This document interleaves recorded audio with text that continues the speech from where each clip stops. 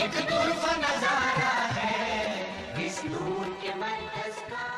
उर्दू के PhD scholar Sajid Munir से कुरान पाक के लिए तशरीफ लाए। अऊज़ु बिल्लाहि मिनश शैतानिर रजीम। बिस्मिल्लाहिर रहमानिर रहीम। الذين يقولون ربنا إننا آمنا فاغفر لنا ذنوبنا وقنا عذاب النار। मैं नाते रसूल मकबूल के लिए गुजारिश करूँगा डॉक्टर मोहम्मद आसिफ मलिक साहब से। एक दिन काबे ने साए विच एक रोज मदीने ना लिखिया। एक दिन काबे ने साए विच धरती वातम मान बदाने या मोहम्मद सल्ले अला। धरती वातम मान बदाने या मोहम्मद सल्ले अला। अरशावर जा डेरो लावे, अरशावर जा डेरो लावे या मोहम्मद सल्ले अला। कहा जाता है कि लैंग्वेजेस कनेक्ट पीपल, ज़बानें लोगों को मजबूत करती हैं, समाज को जोड़ती हैं। और हमारी ये यूनिवर्सिटी जिस समाज में कायम है, यानी जिस खित्ते में कायम है, उस खित्ते के अंदर दो ज़बानें गोजरी और पहाड़ी बहुत कसरत से बोली जाती है। और इन दोनों ज़बानों का अपना क्लासिकल और मॉडर्न लिटरेचर है। अव्वल हमद सनाई इलाही, अव्वल हमद सनाई इलाही, जो मालिक जो मालिक उसका नाम पुकारने वाला किसे मैदान दिया।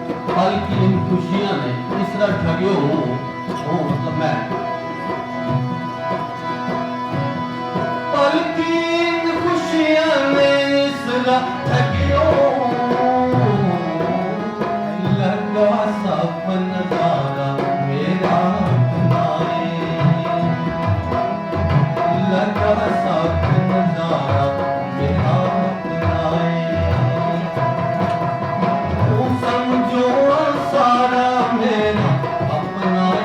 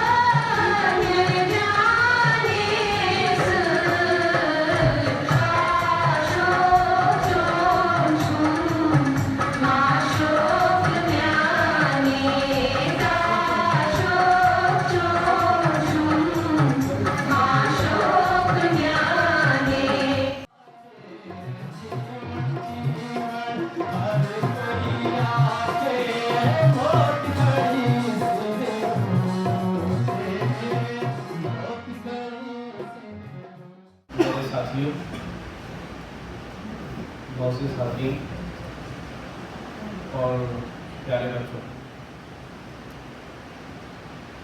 आप सबसे और ख़ासतौर से जो ये हमारे नौजवान बच्चे हैं, इन सब से बात करके हमेशा मुझे खुशी होती है।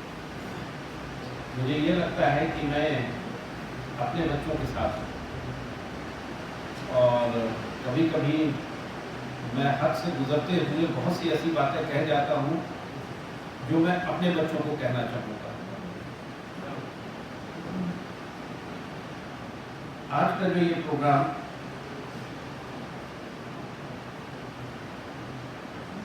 ये हमारे जो ऑर्गेनाइजर्स हैं, इनको सैल्यूट करना चाहिए कि उन्होंने ऐसा प्रोग्राम बनाया जिसमें पूरे जम्मू एंड कश्मीर को एक साथ कर दिया। कश्मीर भी है, गुजरी भी है, पहाड़ी भी है और उर्दू भी। ऐसे मौके बहुत कम आते जब इन सारे लोगों को एक साथ एक प्लेटफॉर्म पे हंसते, मुस्कुराते, गुनगुनाते और बगैर किसी की तनकीद किए हुए बातें। तो जितने भी लोग यहाँ पे थे और जिन्होंने आज इतना खूबसूरत प्रोग्राम पेश किया, वो सब मुबारकबाद के मुस्तहक हैं। और ख़ासतौर से जो हमारे ऑर्गेनाइजर्स हैं,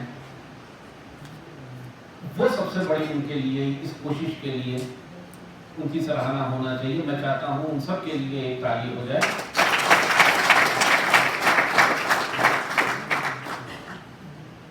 अभी आपने देखा कि हमारे जो फनकार थे, उनके पास ढोलक था, हारमोनियम थी। ये जो इंस्ट्रूमेंट्स हैं, ये हमारे ट्रेडिशनल कल्चर के पार्ट हैं। ढोलक है, हारमोनियम है, शहनाई है, तबला है। बहुत कोशिश हुई कि इनको मिटा दिया जाए। मॉडर्न इंस्ट्रूमेंट्स बहुत से अवेलेबल हैं, लेकिन दुनिया इनको मिटा नहीं सकती। मैं ये समझता हूं कि इसका एक बहुत बड़ा जो रीजन है वो ये है कि ये हमारे फोक कल्चर के एक पार्ट है।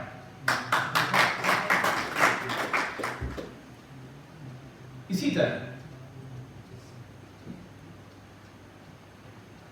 दुनिया कितनी भी चाहे, लेकिन अगर हम कोशिश करें तो ऐसा नहीं है कि हम अपने कल्चर को बचा नहीं सकते, अपनी ज़बान को नहीं बचा सकते। ऐसा नहीं हो सकता। मिसाल आपके सामने है, दुनिया ने चाहा कि इन इंस्ट्रूमेंट्स को मिटा दें, लेकिन नहीं मिटा पाए। लेकिन उसके लिए शर्त यह है कि कोशिश हमारी होनी चाहिए। मैं एक एग्जाम्पल देता हूँ। इलाहाबाद, ये उत्तर प्रदेश में एक जगह है इलाहाबाद, जिसको कि प्रयागराज कहते हैं। वो एक बहुत ही मुतबर्रक स्थान है और वहाँ 3 नदियों का संगम होता है, गंगा, जमुना और सरस्वती। एक उस चीज की बड़ी खूबी है कि ये नदियां अलग अलग डायरेक्शन से आती हैं और एक जगह उनका संगम होता है, लेकिन वहां भी उनकी आइडेंटिटी बरकरार रहती है काफी दूर तक। लेकिन और आगे जाने के बाद वो जम हो जाती हैं, लेकिन सारी नदियां अपनी आइडेंटिटी खो के एक नदी बन जाती है। इसी तरह जबानों का भी, लखनऊ, दिल्ली और दक्कन, ये उर्दू के गहवारे रहे। जो लोग उर्दू से वाबस्ता है उनको पता। इसी तरह हिंदुस्तान का बहुत बड़ा इलाका था जहां हिंदी बोली जाती थी। अब जो लोग यूपी से हैं वो शायद मुझसे इत्तेफाक करेंगे कि वो जो उर्दू जबान थी वो खत्म हो गई, जो वो हिंदी थी खत्म हो गई। क्या रहा? अब हमारे पास जो वहां ज़बान है वो हिंदुस्तानी ज़बान है, न वो उर्दू है न वो हिंदी। बहुत अच्छा है। क्या वजूहात रही कि ये अपनी अपनी आइडेंटिटी खो के एक नई बन गई, जम हो गई एक दूसरे में। बहुत से उसके रीजंस हैं। लोगों का माइग्रेशन एक जगह से दूसरी जगह, उसका इन्फ्लुएंस, और भी बहुत से रीजंस हैं। लेकिन ये हिंदुस्तानी भी, जो कि एक अलाहा है उर्दू और हिंदी का, धीमे धीमे वो भी खत्म होती जा रही है। आप दिल्ली जाएं, दिल्ली में अच्छा खासा इन्फ्लुएंस है पंजाबी बोलने वालों का। ना वहां हिंदी है, ना उर्दू है, ना हिंदुस्तानी है, पंजाबी। अब जो ये हिंदुस्तानी लैंग्वेज है ये भी एक बहुत छोटा सा इलाका है, वहां सिमट के रह गई है। यूपी और उसके आसपास का कुछ इलाका है, वहां पे सिमट के रह गई। मैं ये मानता हूं कि इस सारी बदहाली के जिम्मेदार हम हैं। हमने अपनी चीजों को छोड़ दिया।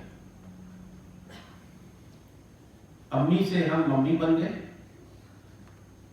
अब्बा जी से हम पापा पे उतर आए। जो घर में ज़बानें बोली जाती थी वो खत्म हो गई। बच्चों से हम उर्दू अपनी ज़बान में न गुफ्तगू करके हम ये चाहते हैं कि साहब उनसे इंग्लिश में बात की जाए, उसमें फ़ख्र समझते हैं। मैंने कश्मीर में देखा है कि जब वो कहीं होते हैं तो कश्मीरी में बात करते हुए भी उनको गिरान गुजरता है। और भी बहुत से रीजंस हैं। कल्चर देखिए, हमें याद है कि हमारी वालदा थी, वो गरारा पहनती थी, गरारा और ये जब्बर कहला था। आई डोंट नो यहाँ पे उस लैंग्वेज को क्या कहा जाता है। वो वहां का कल्चर था और अपनी वफात तक उन्होंने उस लिबास को नहीं छोड़ा। उनको उस चीज से, अपने कल्चर से मोहब्बत थी। हालांकि गरारा उसको संभालना बड़ा मुश्किल होता है, और खासतौर से ओल्ड एज में, क्योंकि गरारा अच्छे खासे कपड़े का बनता है, जो बेटियां बैठी हैं इनको पता हो। लेकिन उन्होंने उस चीज को नहीं छोड़ा। शादियों में वहां पे रिवाज था, इतना बड़े फर्शी गरारे बना करते थे। फर्शी का मतलब जो बिल्कुल जमीन से लगते हुए चले, अच्छा लगता था, एक कल्चर था। और वो गरारे बड़े महंगे हुआ करते थे। अब आप ये देखिए कि वो गरारे जिसको दुल्हन को एक ही दफा पहनना है, उस पर इतना पैसा खर्च होता था, और शादी के बाद जो है वो रख के तय करके रख ली जाती। फिर कभी अगर इस टाइप का मौका होता था तो फिर वहां भी गए। आज हमने क्या किया? अच्छा, वो चीज थी अपने कल्चर को प्रिजर्व करके रखने का, कि जब भी हमारा कोई फंक्शन है, कोई ऐसी चीज है जहां हमको मौका मिलता है, हम उन चीजों का इस्तेमाल करेंगे। आज क्या कर दिया हमने? शादी के लिए, अरे भाई कौन इतने पैसे खर्च करेगा, चलो एक किराए पे ले लो, वहां से आ गया, एंड मैटर एंड्स। उसके बाद मुझे नहीं लगता कि वो दुल्हन कभी या वो लड़की कभी जो है अपने जो मलबूसात है उनको कभी पहनती हो। आज हमने जो है क्या अपना लिया? जीन्स एंड टॉप्स अपना ली। वक्त के साथ साथ जरूर बदलना चाहिए ये कि साहब घर में अपनी जबान में ना बोल के अंग्रेजी में, ठीक है, इंग्लिश कॉन्वेंट्रम इज देयर, उस चीज को इग्नोर नहीं कर सकते। हमको दुनिया में भी आगे बढ़ना है, लेकिन मुझे मेरा अपना मानना यह है, अपना कल्चर नहीं छोड़ना। अपने कल्चर से जब तक आपकी मोहब्बत नहीं है तब तक आप उसको नहीं संभाल सकते। बच्चों से जरूर करिए, लेकिन अपने कल्चर की भी बात करिए। इस चीज में जब मैं यहां आया तो ये हमारे अंजुम साहब, ये हमारे पास तशरीफ लाए कि साहब हमें कुछ करना है। तो हमने सोचा ये भी एक बेगानी की बातें हैं। हमने इनको ब्लैकमेल भी किया,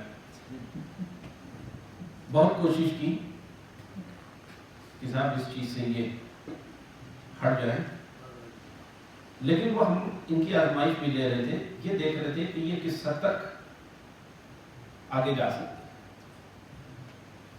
तो अल्लाह का शुक्र है कि साहब वो इस इम्तिहान में कामयाब हुए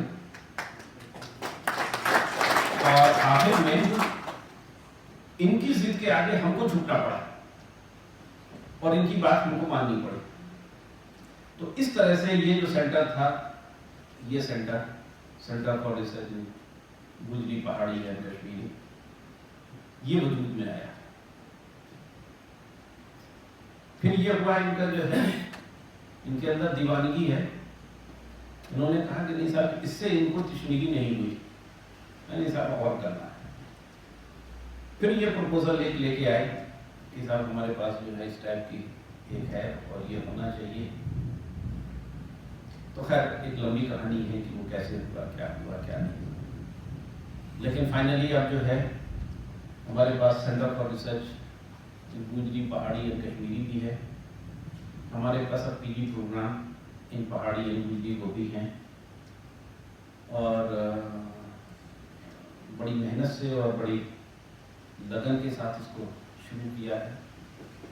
मुझे खुशी है कि जो यहाँ के लोग हैं इन्होंने बड़े जज्बात के साथ इन चीज़ों को अपनाया है। मेरी दुआ है कि ये जो आज का जज्बा है वो आने वाले दिनों में भी कायम रहे।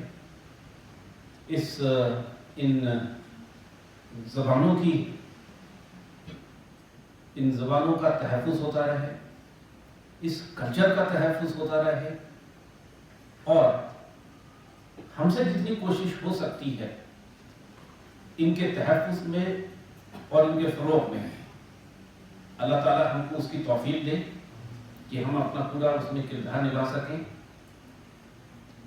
मैं इन्हीं अल्फाज के साथ अपनी पूरी टीम, जो हमारी ये टीम है, इसको और सारे लोगों को बहुत बहुत मुबारकबाद देता हूँ। अब हमने तो कर दिया, अब इसकी जिम्मेदारी आप सबके ऊपर है। अल्लाह।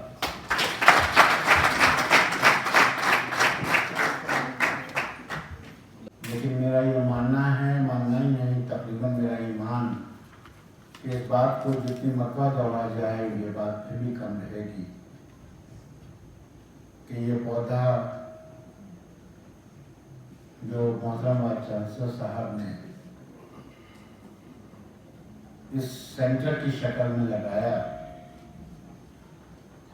उसके लिए मैं समझता हूँ कि इस पूरे खित्ते के लोगों के पास कोई अल्फाज नहीं हैं जिनसे कि उनके इस एहसान का बदला चुका सके। ख्याल तो बहुत लोगों के जहन में आया, बातें तो बहुत हुई, बहुत से फलसफे बयान किए गए,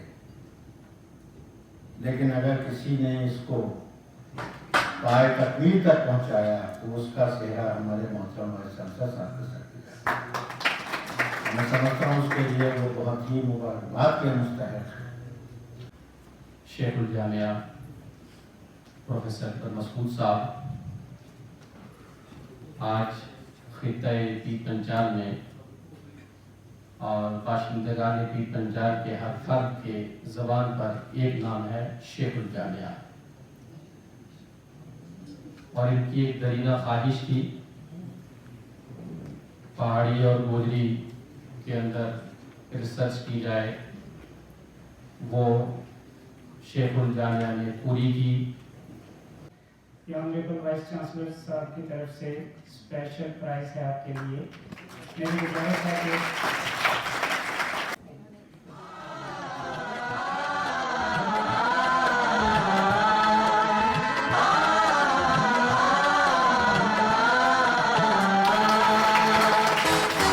दानिश गए बाबा का एक तोहफा नजारा है इस नूर के मरकज का।